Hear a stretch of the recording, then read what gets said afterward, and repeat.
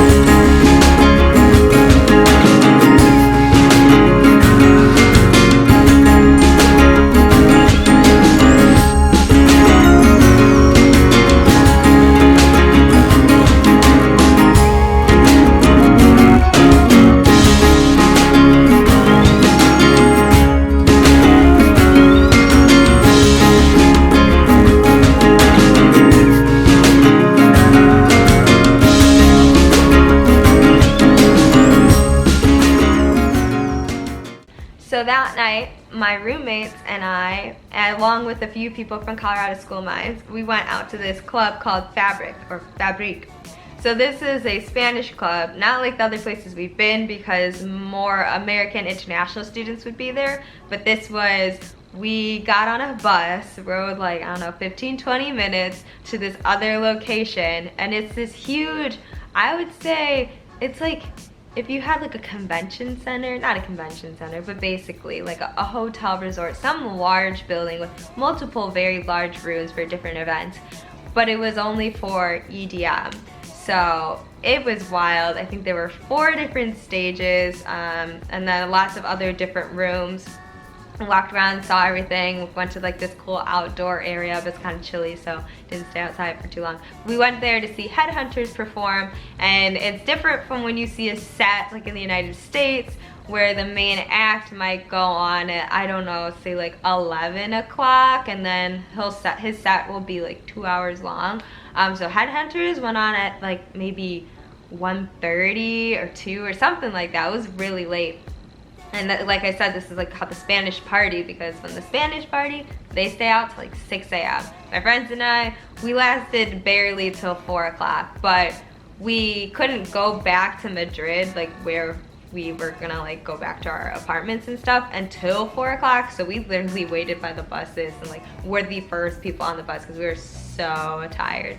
But that was a really fun night. Only did it once because that messed up my sleep schedule, but I can say I like party with Spanish.